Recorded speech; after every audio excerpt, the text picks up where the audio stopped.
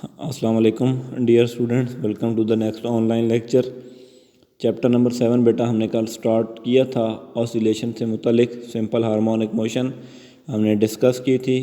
उससे रिलेटेड मुख्तलिफ टर्म्स हमारे पास आई थी। Frequency, vibration, time period, angular frequency. हमने basics of simple harmonic motion जो है कल उसको डिस्कस किया था। थोड़ा बहुत आइडिया आपको हो गया होगा कि what is simple harmonic motion. अब according to accelerated learning programme हमने जो नेक्स्ट टॉपिक इस चैप्टर के अंदर फर्स्ट पॉसिबल लॉन्ग क्वेश्चन जो है वो डिस्कस करना है। It is simple harmonic motion and uniform circular motion. Simple harmonic motion और यूनिफॉर्म सर्कुलर मोशन की आपस में हमने मुमासलत देखनी है, या इसको हम इस तरह भी कह सकते हैं कि हम सिंपल हार्मोनिक मोशन को एक्सप्लेन करेंगे on the basis of uniform circular motion. यानी ये यूनिफॉर्म सर्कुलर मोशन और सिंपल हार्मोनिक मोशन, इन दोनों के दरमियान आपस में रिलेशन क्या है उसको हम इसमें डिस्कस करेंगे। तो क्वेश्चन हमारे पास किस तरह का आ सकता है, discuss simple harmonic motion on the basis of uniform circular motion. दो हिस्से हैं इस टॉपिक के, एक हिस्सा आज हम डिस्कस करेंगे जो उसकी थ्योरी से रिलेटेड है, और दूसरे हिस्से में हमने फाइंड आउट करना होता है also calculate displacement and instantaneous velocity. साथ में हम इसका एक्सेलरेशन जो है वो भी देखेंगे। तो सबसे पहले हम सिंपल हार्मोनिक मोशन और यूनिफॉर्म सर्कुलर मोशन, इन दोनों के दरमियान आपस में रिलेशन क्या है उसको समझते हैं। तो बेटा आपको फिगर नज़र आ रही है। फिगर में हमारे पास एक मैस M अटैच है एक स्प्रिंग के साथ, और स्प्रिंग जो है उसको हमने एक जगह पे फिक्स किया हुआ है। तो अब आपने इस मैस M की मूवमेंट जो है, इसकी मोशन देखनी है। मैस M को हमने एक पॉइंटर P के साथ अटैच किया हुआ है। जैसे ही ये मैस M ऑसिलेट करेगा, सिंपल हार्मोनिक मोशन परफॉर्म करेगा, पॉइंट P जो पॉइंटर है, पॉइंटर P हमें इस तरह की एक लाइन देगा। यानी पॉइंटर P के ज़रिए हमारे पास इस तरह की एक लाइन बनेगी। ठीक है, तो consider a mess M attach with the end of A vertically suspended spring vibrate simple harmonically. जो स्प्रिंग है वो सिंपल हार्मोनिक मोशन जो है वो परफॉर्म कर रहा है। मैस M जो है वो सिंपल हार्मोनिक मोशन परफॉर्म कर रहा है। कल हमने सिंपल हार्मोनिक मोशन की एग्जांपल के अंदर ये पढ़ा था कि मैस M सस्पेंडेड बाय अ स्प्रिंग।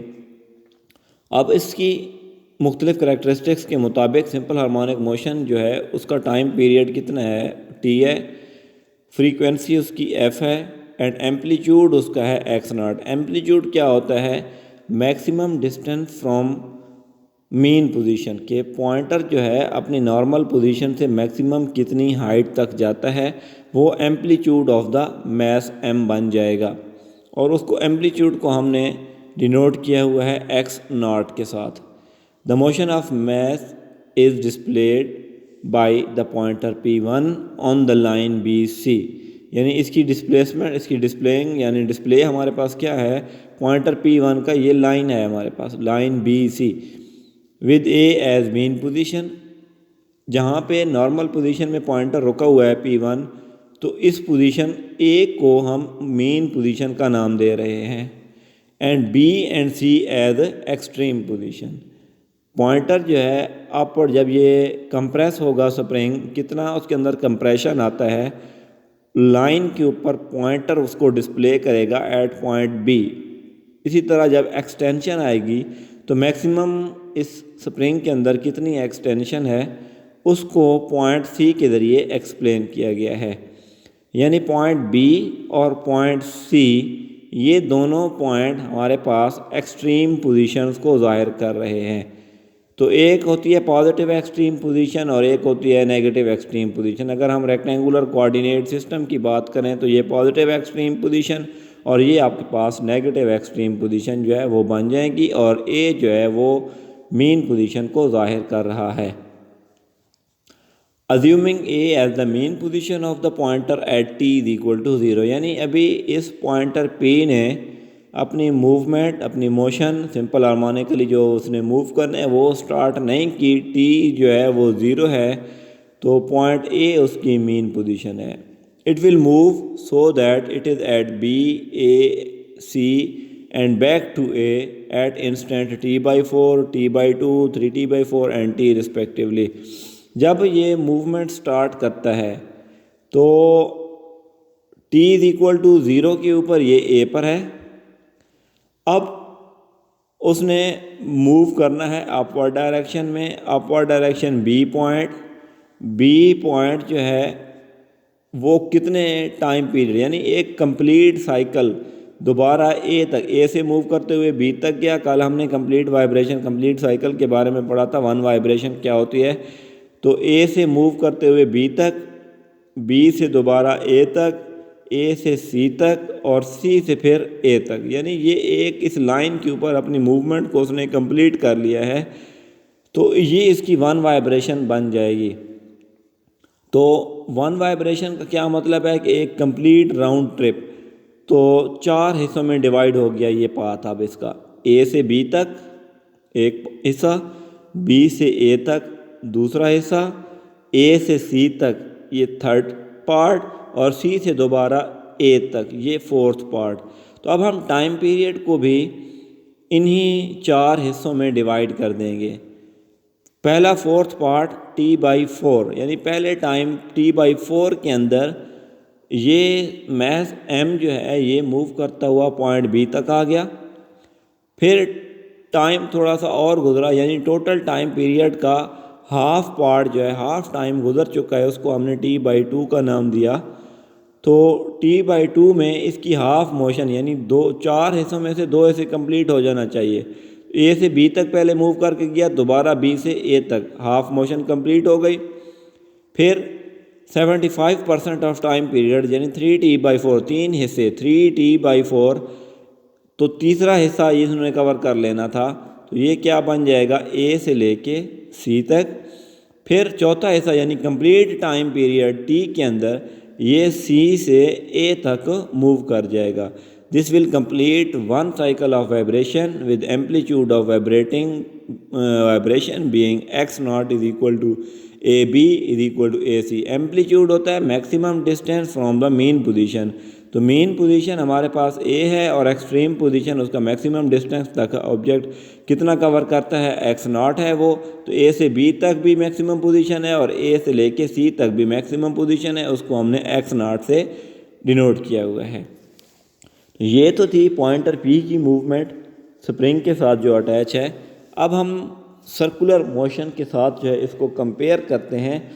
تو کیا سرکولر موشن اور سمپل ہارمونک موشن کے اندر کوئی کمپیریزن ہے یا کوئی مماثلت پائی جاتی ہے؟ اب ہم اس کو دیکھیں گے. اب consider another point P moving on a circle of radius x0. ایک اور ہمارے پاس پوائنٹ پی ہے. یہ پوائنٹ پی ایک اس فگر بی کے اندر آپ دیکھیں بیٹا، پوائنٹ پی اس سرکولر پاتھ کے اوپر موو کر رہا ہے اور اس سرکولر پاتھ کا جو ریڈیس ہے وہ ہے x0 with a uniform angular frequency omega is equal to 2π/t. Angular frequency کل ہم نے پڑھی تھی. اینگولر فریکوینسی کیا ہوتی ہے؟ اس اینگولر فریکوینسی کے ساتھ وہ پوائنٹ پی جو ہے اس سرکولر پاتھ کے اوپر موو کر رہا ہے. اینگولر فریکوینسی اومیگا، اور اومیگا کی ویلیو کل ہم نے ڈسکس کی تھی. It will be equal to 2π/t where t is the time period of the vibration of the pointer. It may be noted that the radius of the circle is equal to the amplitude of the pointer's motion. یعنی radius جو ہے وہ pointer کی motion کے amplitude کے برابر ہے. کس طرح ہمیں پتہ چلا کہ جب یہ پوائنٹر اے سے بی تک موو کر کے گیا، ادھر پوائنٹ آپ کا او سے یہاں تک پہنچ جائے گا، یہ جو ڈی پوائنٹ ہے. تو او سے ڈی تک x0 میکسیمم ڈسٹینس ریڈیس ہے، اور ادھر اے سے لے کے بی تک یہ بھی ہمارے پاس x0 کے برابر ایمپلیٹیوڈ کے برابر آیا تھا. یعنی it may be noted that the radius of the circle, radius of the circle وہ کس کے برابر آ جائے گا؟ Amplitude of the pointer motion. یعنی سمپل ہارمونک موشن میں جو ایمپلیٹیوڈ ہے اور یونیفارم سرکولر موشن کے اندر جو ریڈیس آف دا سرکل ہے، ان دونوں کی ویلیو آپس میں برابر. اب consider the motion of point n the projection of P on the diameter DE drawn parallel to the line of vibration of the pointer as shown in figure. اب diameter of the circle جو ہے یہ ہم نے DE line کے ذریعے شو کیا ہوا ہے. اس ڈایامیٹر کے اوپر اس پوائنٹ پی کا پروجیکشن دیکھیں گے, سایہ, یعنی پوائنٹ پی تو سرکل میں موو کر رہا ہے لیکن اس کا جو سایہ ہے وہ اس ڈایامیٹر ڈی ای کے اوپر اس طرح موو کرے گا, اور اس کو بھی ہم ٹو اینڈ فرو موشن کہہ سکتے ہیں کیونکہ یہ اس کے سینٹرل پوائنٹ او سے اپورڈ اور ڈاؤنورڈ ڈائریکشن میں موو کر رہا ہے, یعنی سینٹرل پوائنٹ او کے ارد گرد اس پوائنٹ پی کا پروجیکشن موو کرے گا.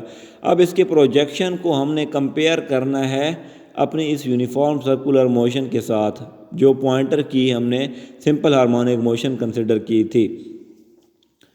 Note that the level of the points D and E is same as the points B and C. Point D اور E کا جو لیول ہے وہ بالکل سیم لیول آف B اور C کے برابر ہے, یعنی یہ ایمپلیٹیوڈز ہیں. میکسیمم پوزیشن ہے ادھر D کو ریپریزنٹ کر رہا ہے یونیفارم سرکولر موشن میں, اور یہ میکسیمم پوزیشن C یہ ریپریزنٹ ہو رہی ہے یونیفارم سرکولر موشن میں E کے ذریعے. As P describe uniform circular motion with a constant angular speed omega, N oscillate to and fro on the diameter DE with time period T.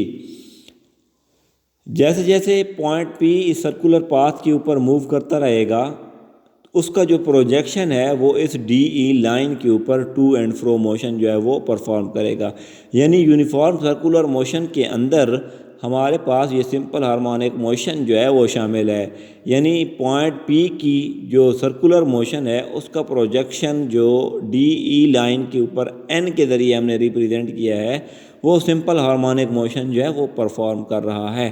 تو اس کا کیا مطلب کہ یونیفارم سرکولر موشن اور simple harmonic motion کے درمیان ایک relation ہے. ٹھیک ہے, اس کا ٹائم پیریڈ بھی same as the time period of pointer P, اسی طرح ہی ہوگا. assuming O1 to be the position of P at t is equal to 0, the position of pointer N at the instant 0, t by 4, t by 2, 3t by 4 and t will be at the point O, D, O, E and O respectively.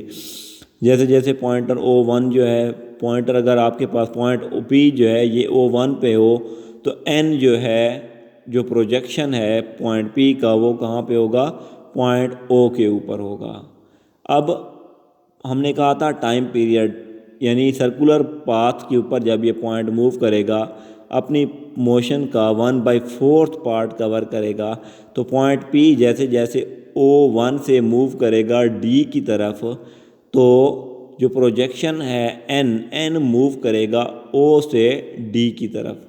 ٹھیک ہے, projection کی movement او سے D کی طرف ہے, یہ arrow head کے ذریعے شو ہو رہی ہے, اور پوائنٹ پی کی جو موشن ہے وہ سرکولر پاتھ کے اوپر O1 سے ڈی کی طرف ہے.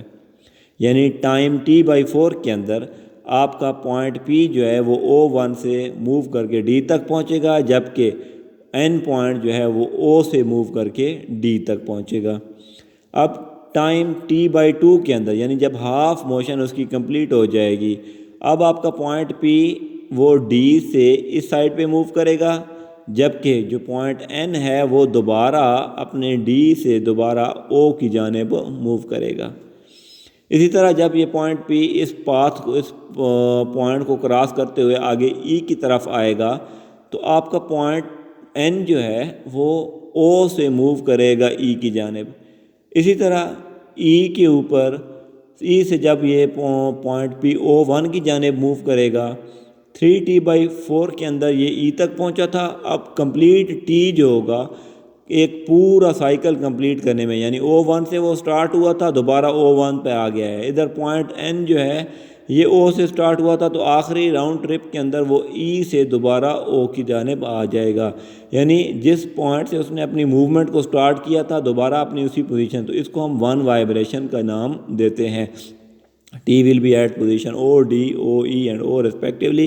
A comparison of the motion of N with that of the pointer P1 shows that it is a replica of the pointer motion.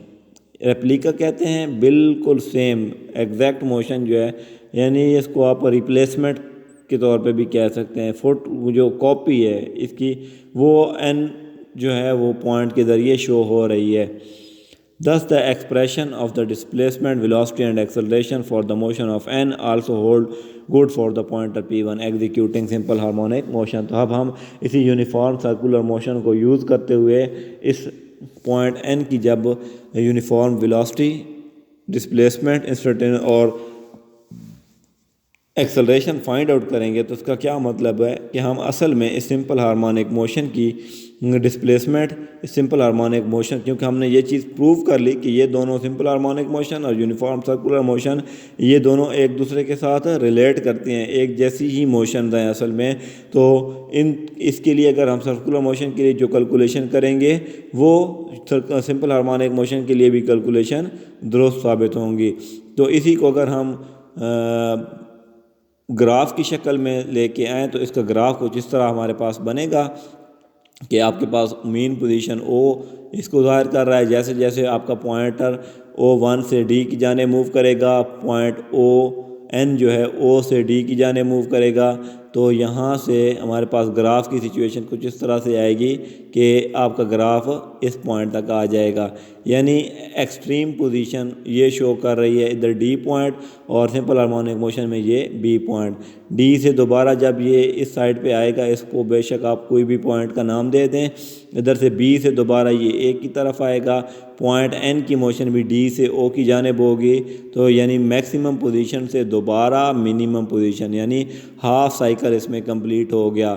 اگلے ہاف سائیکل میں یہ پھر ایک دفعہ ایکسٹریم پوزیشن پہ جائے گا، پھر اس کے بعد دوبارہ اپنی پہلی. تو یہاں O سے لے کے ایکسٹریم پوزیشن، پھر مین پوزیشن، پھر نیگیٹو ایکسٹریم پوزیشن اور پھر مین پوزیشن. تو یہ آپ کے پاس ایک کمپلیٹ سائیکل جو ہے وہ بن گیا. تو یہ اس کی گرافیکل فارم ہو گئی سمپل ہارمونک موشن کی. تو اسٹوڈنٹ یہ تھا ہمارے پاس theory of topic simple harmonic motion اور یونیفارم سرکولر موشن کس طرح ایک دوسرے کے ساتھ ریلیٹ کرتے ہیں.